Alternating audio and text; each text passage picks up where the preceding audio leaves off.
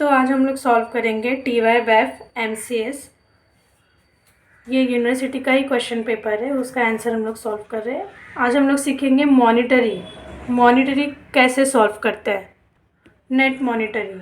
Okay, उसमें gain and loss हम लोगों को बताना होता है। सबसे पहले हमें ये पता चलना चाहिए कि मॉनिटरी एसेट्स और मॉनिटरी लायबिलिटी मतलब क्या होता है। Monetary asset and monetary liability में सिर्फ दो ही चीज़ें आती हैं।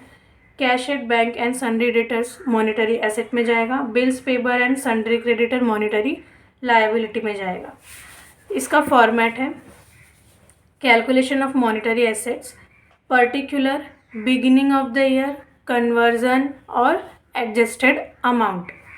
सबसे पहले हम लोग लिख लेंगे monetary asset. Okay, monetary asset में मैंने बताया कैश एट बैंक और सन्ड्री डेटर्स ही आता है। यहाँ पर बिगिनिंग ऑफ द ईयर लेना है, तो क्या है, कैश एट बैंक कितना है 15,000, सन्ड्री डेटर्स कितना है 25,000। अब कन्वर्जन में इतना याद रखना है कि ऊपर हमेशा क्लोजिंग रेट आएगी। ओके, क्लोजिंग रेट कितनी दी है, यहाँ पे क्लोजिंग रेट दी है 250। ओके, और यहाँ पर भी 250 लिख देंगे। ऊपर हमेशा क्लोजिंग ही आएगा, नीचे का चेंज होगा। अगर इंक्रीज या डिक्रीज है तब हम लोग ओपनिंग का रेट लेंगे। इंक्रीज एंड डिक्रीज अगर नहीं है तो हम लोग इंक्रीज एंड डिक्रीज है तो हम लोग एवरेज रेट लेंगे, और इंक्रीज एंड डिक्रीज नहीं है तो हम लोग ओपनिंग का रेट लेंगे। तो ये नॉर्मल कैलकुलेशन है ना मॉनिटरी एसेट, तो इसमें हम लोग क्या लेंगे, ओपनिंग लेंगे 220 एंड 220। अब इसको कैलकुलेट कैसे करेंगे, 15,000 multiply by 250 divide by 220, answer आया 17045। सेम ऐसे इसको भी करेंगे, 25,000 multiply by 250 divide by 220, answer is 28,409। Now next, अब हम लोग यहाँ पर देखेंगे एसेट में हमें इंक्रीज हो रहा है या डिक्रीज हो रहा है। पहले कितना था हमारे पास एसेट 15,000, अब कितने का हो गया 20,000, मतलब इंक्रीज हो गया। सन्ड्री डेटर्स भी पहले 25 था और अब कितना हो गया 30,000। तो 15 से 20 के बीच में कितना गैप है 5,000 का। तो कैश एंड बैंक में इंक्रीमेंट में हम लोग लिख दिए 5,000, इंक्रीमेंट है इसके लिए उसे ऐड करेंगे। सन्ड्री डेटर्स कितना है 25 से कितना हो गया 30, ये भी कितना हो गया 5,000 इन्होंने इंक्रीज किया। ऊपर हमेशा क्या लिखना है, क्लोजिंग रेट, ऊपर हमेशा क्लोजिंग रेट अपॉन, अब क्योंकि ये इंक्रीमेंट है तो हम लोग क्या लेंगे, एवरेज 240 एंड 240। सेम ऐसे ही कैलकुलेट करेंगे, 5,000 multiply by 250 divide by 240, answer is 5208।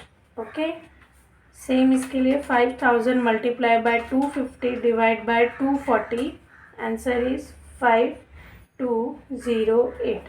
अब इन दोनों का एडिशन कर देंगे, कितना आया 5,000 plus 5,000, 15,000 and 25,000, answer is 50,000।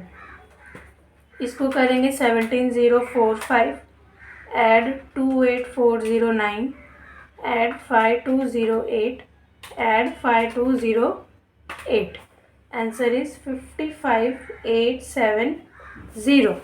now next, ये हमारा क्या आ गया, ये हमारा आ गया टोटल मॉनिटरी एसेट।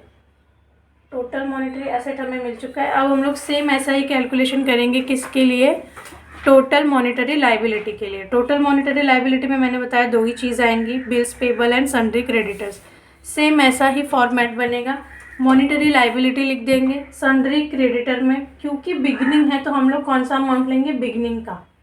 कितना है sundry creditors 25,000 and bills payable is also 25,000।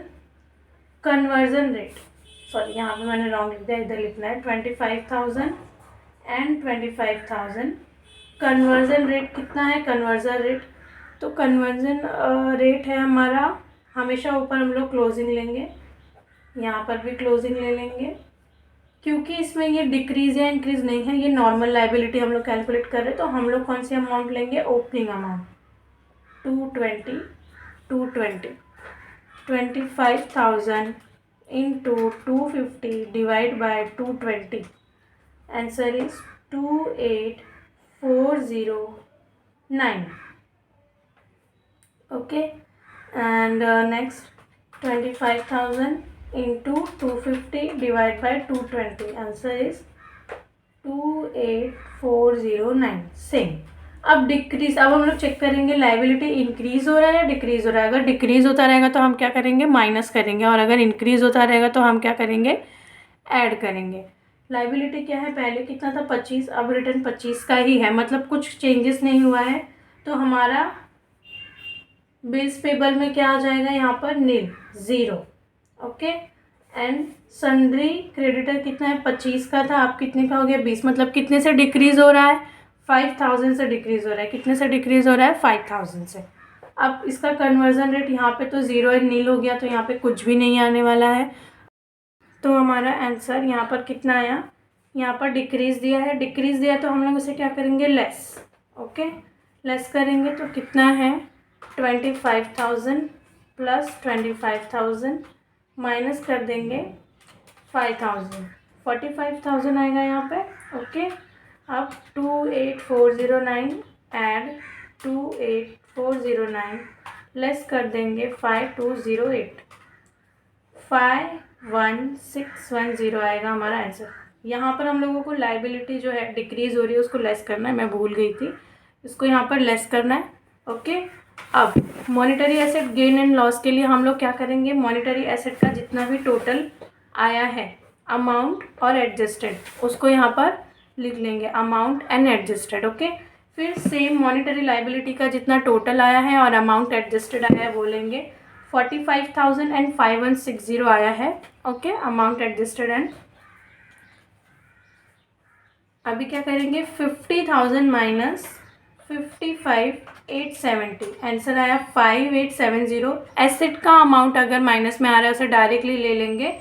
फिर 45,000 माइनस 51610. आंसर आया है 6610. बट क्रेडिट का अगर माइनस में आ रहा है तो हम लोग उसको माइनस में नहीं लेंगे, डायरेक्टली उसको पॉजिटिव ही लेंगे, अपना क्रेडिट ज़्यादा है. ओके, आंसर नीचे क्रेडिट माइनस हम लोग लाइबिलिटी करेंगे. 6610 माइनस 5870 हमारा गेन आ गया, ऐड आया ना. ओके, नेगेटिव साइन नहीं आई तो हमारा क्या है, ये गेन. तो ये हमारा क्या आ गया, गेन. इसमें बस इतना ही याद रखना है कि हम लोगों को कौन सा रेट कब लेना है. अगर इंक्रीज हो रहा है या डिक्रीज हो रहा है तो हम लोग कौन सा लेंगे, एवरेज रेट लेंगे. ओके, एवरेज रेट लेंगे.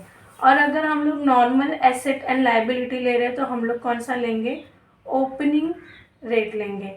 ऊपर हमेशा क्लोजिंग रेट ही रहेगी, ऊपर हमेशा कौन सी रेट रहेगी, क्लोजिंग रेट ही रहेगी. जैसे 250 250 250 सेम वैसा ही. खाली चेंज कहाँ होगा, इंक्रीज एंड डिक्रीज में एवरेज आएगा, बाकी जो नॉर्मल है वहाँ पे ओपनिंग रेट ही आएगा.